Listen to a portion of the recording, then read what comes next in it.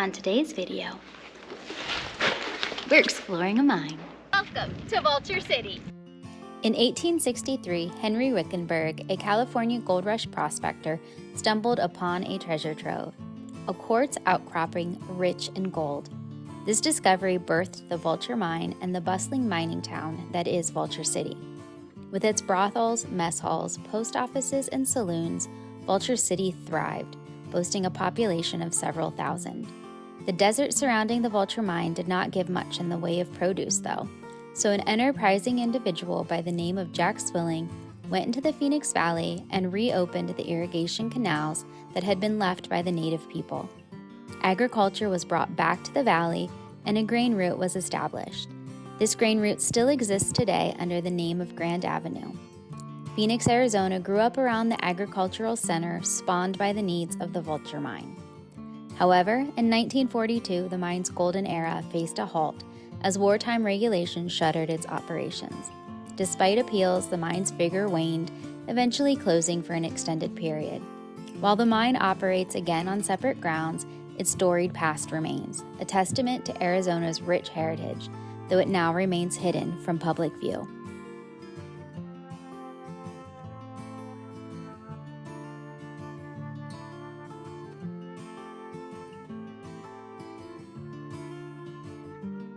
Today, you can experience the living history of the American West, where you can stroll along a half-mile gravel path and explore faithfully restored buildings and lingering artifacts that paint a vivid picture of the once thriving mining town.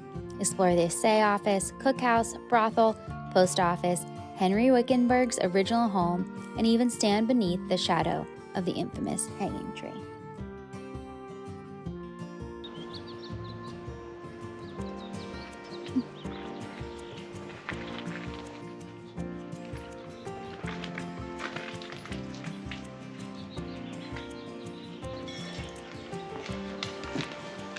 Oh, this is cool.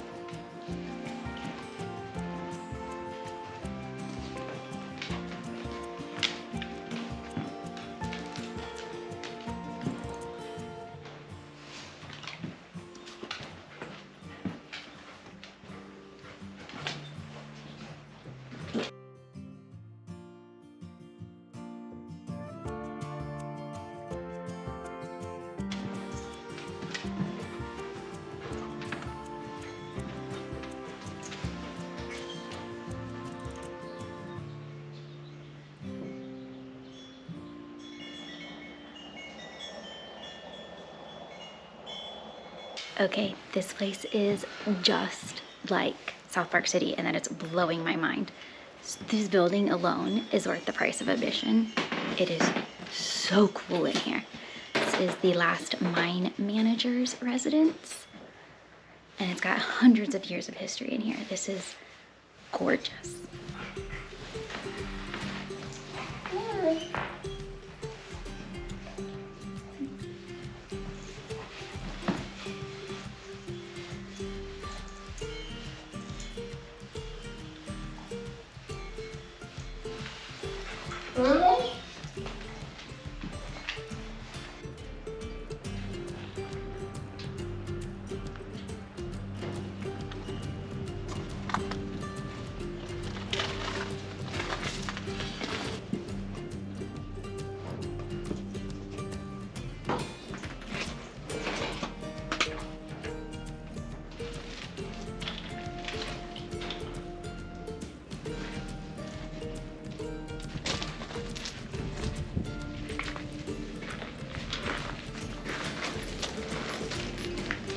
Beans discovers there's animals.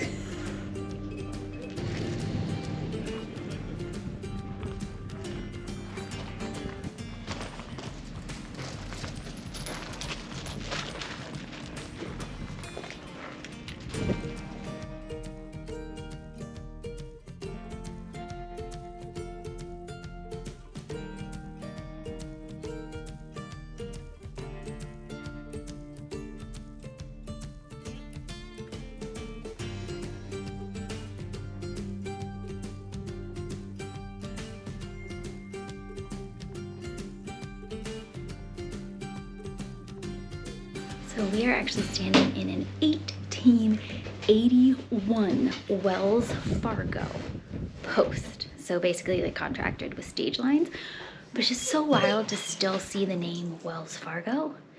And like it's so recognizable in 2024, but this Wells Fargo post was here in 1881. It's a wild, super cool building.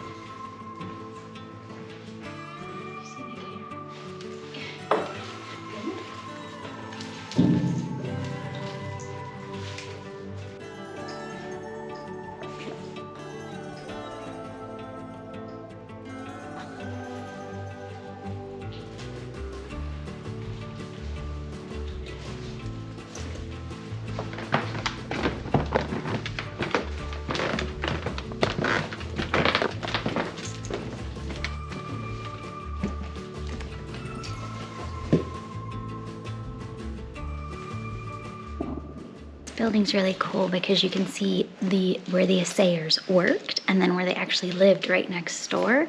So they used fire assaying here, and this is where they did it. Super cool. This is one of my favorite Arizona construction techniques where they have that really deep doorway entryway. So cool. Nothing screams Arizona mine quite like palm trees by an old mine building. That's wild. So this is one of the creepier features. Behind me is a place where 18 men were hung from high grading or stealing gold ore. They have ropes. I'm gonna assume they're not the same ones. It's a very creepy vibe.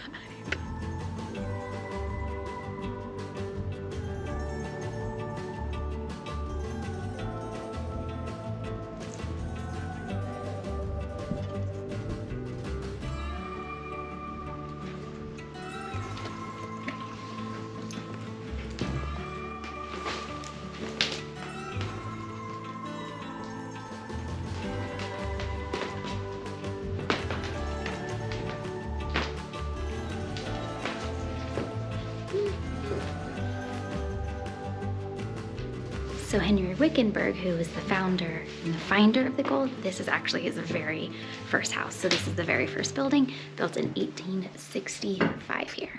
Well, very first house building, that is. These doorways are tiny. Ooh. And it's creepily right behind the hanging tree. I hope they hung them after he moved out into the other house. Let's hope.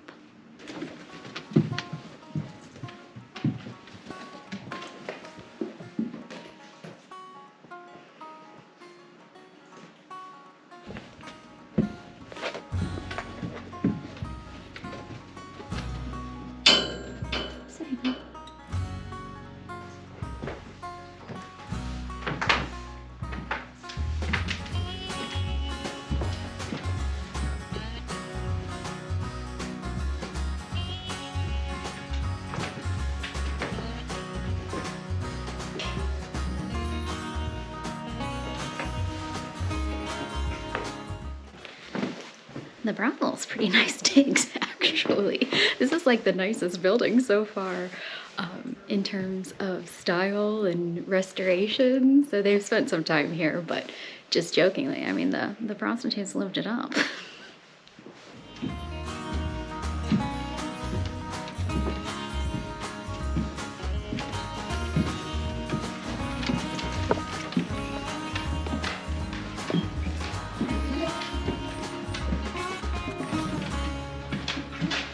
Guys, they're gems found in the mines.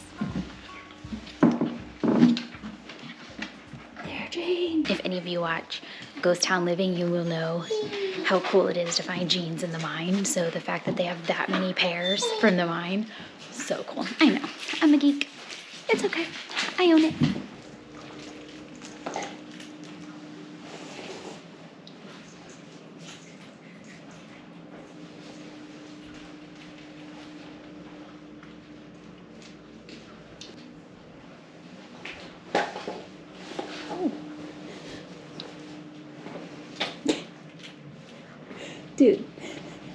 Dude, look at us. Look at us. Beats. Did you just...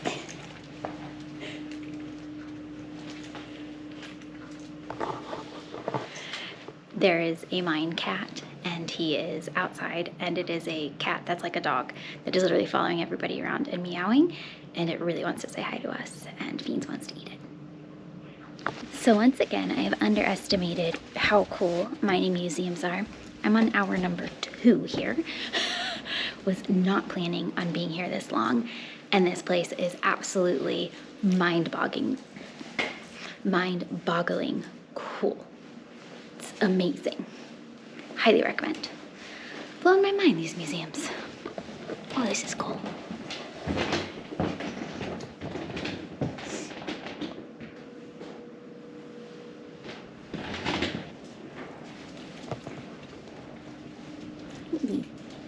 What is this?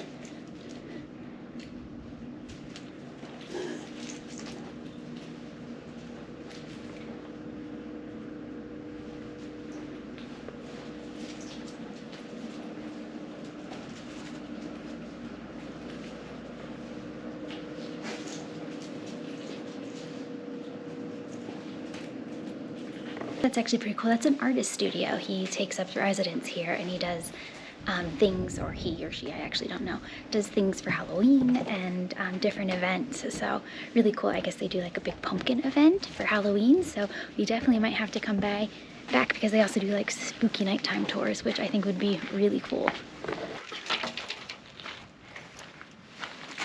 Good job. I ended up talking to one of the owners, and they're actually putting a water feature in right there. So you can actually get married here. So right at that building right there. I think I found my dream venue. There's a whole event center. It's really cool, but he said they're doing some new stuff. They've got some new plans, some different renovations. So I'll have to come back. I'm really excited to come back and continue to see how it develops. All right, so just a short walk out of the mine is actually what's called the Miner's Manor, and this is an art installation by Ray Villafane, I believe. And it's a multi-level manor, just wait till you see this thing, built entirely out of items found from the mines. So super cool art installation. He actually has some art pieces all throughout, and that was the little art gallery and workshop that we saw as well. So let's check out the Miner's Manor.